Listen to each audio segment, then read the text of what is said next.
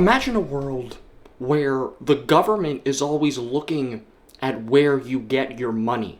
Imagine a world where surveillance is everywhere and everyone can see you doing things at all times, right? The government keeps a social credit score of you stored in a database bank, and Bill Clinton knows your location as of right now, believe it or not. This is not a fantasy world. This is the world we live in today. It all comes down to the founding of one specific organization that is meant to prevent mainly one specific thing. That is the IRS. And the IRS is made to prevent one of my favorite pastimes in the entire world, money laundering. And I'm not talking about doing laundry. Me and my homeboys, we all stank, bruh. The village lifestyle, alright? I live like I am a 15th century peasant.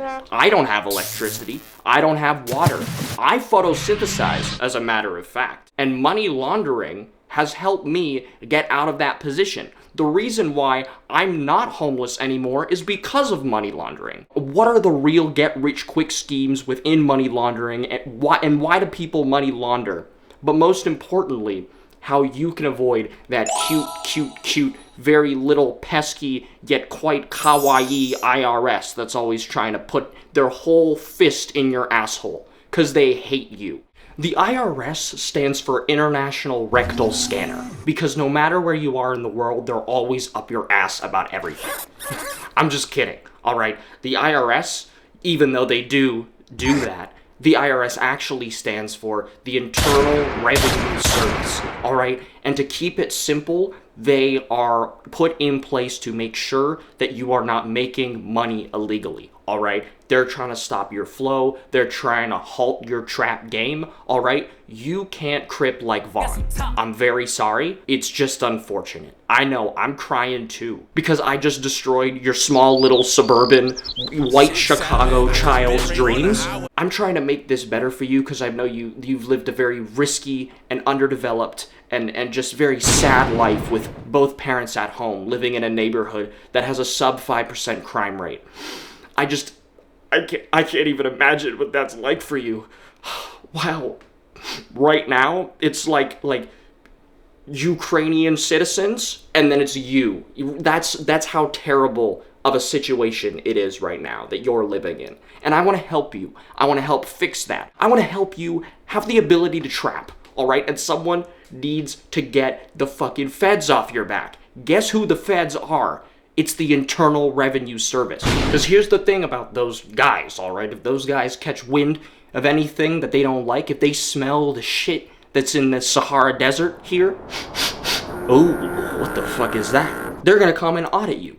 Do you want that to happen? I don't think you do. But now, the key question we have to ask ourselves is, how do we counteract the IRS? How do we put ourselves in a position to still stack crazy bread, get crazy money, which is the same thing, but we just gotta do it twice, get crazy hoes, drive crazy whips on at least 22-inch chrome? How do we do it? Because of Bill Clinton's little orgy group, how can we make things look better in our favor? How can we make our business look legitimate? And this is where the key comes in. This is where you learn how to launder money. What is laundering? You have to think about the etymology behind this, right? You have to be a very smart and fanciful and very tapped-in Greek philosopher. Aristotle was very racist, but for some reason, he was just an old white guy, so that means you're instantly respected, which means I gotta tap into the same kind of flow. Look at me. My skin is lacking in melanin. I'm one day gonna be old as shit, God willing, if I get off the meth soon. What a TikTok people like. I gotta go alpha mode. I gotta go sigma mode. Ooh, yes, I'm going sigma mode right now. Because I'm imparting information to you. And I want you to listen, alright? I want you. Laundering money means to clean money. How do you make money look more clean? What you have to do is you have to first take some of your money and some of your cash, and you have to find ways to buy legitimate businesses. That's what you gotta do. You gotta buy up businesses all around your town, right? Especially like nail salons or things that can seemingly acquire a lot of good profit, right? Where people won't really ask questions. You need a consumer-based business where people are coming in and out frequently. You need B to C. I'm not talking no BBC. You just need something where your business plausibly, right, within that industry is like a revolving door. You're just working the clock, right? You're just sitting there and you're just, getting money through this business like you're a stripper in Atlanta, right? Because that doesn't sound like a lot of fun. This is about fun, all right? This is about having fun. How do you have fun? You have fun through money, through an income means. I gotta smell like both Dolce and Gabbana because I'm going out with a bad bitch later, right? And I have to pay for her BBL and that sort of thing. And I sold the house for this BBL. The kids left me for this BBL. Like, I'm trying to really crack this IG model demon. And it's little nuances like these that could justify to the IRS why this business is moving so much money so frequently, right? And it looks like a very healthy business. You want to make it look healthy, but not too healthy, right? Because see, audits, they're going to go through everything. You make one little clerical error in the books,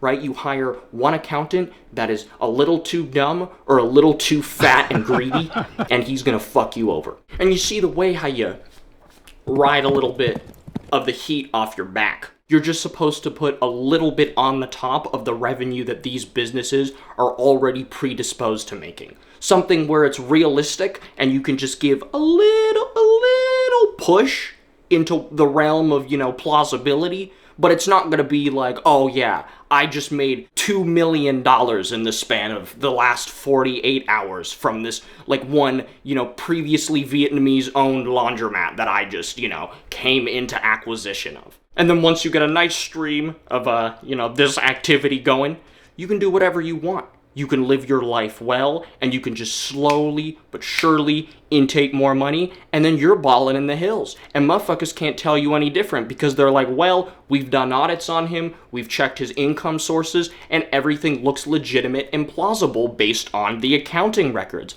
What are we gonna do? The answer is nothing. You're gonna watch me absolutely stack paper to the fucking ceiling 5 times my own height, and you can't even say shit about it. Why? Because, guess what? I'm still on those 22-inch chrome, rims I told you about earlier. And guess what? You're not catching me, boy. That's just a little reason why you should, like and subscribe. Haha. But on that note, I've concluded. I've really said my piece. As always, go hug your kids that you don't talk to anymore. I guess go love your family. Like, that's something people do. But me, I'm probably just gonna I don't even know. I'm just gonna mega goon all over the city.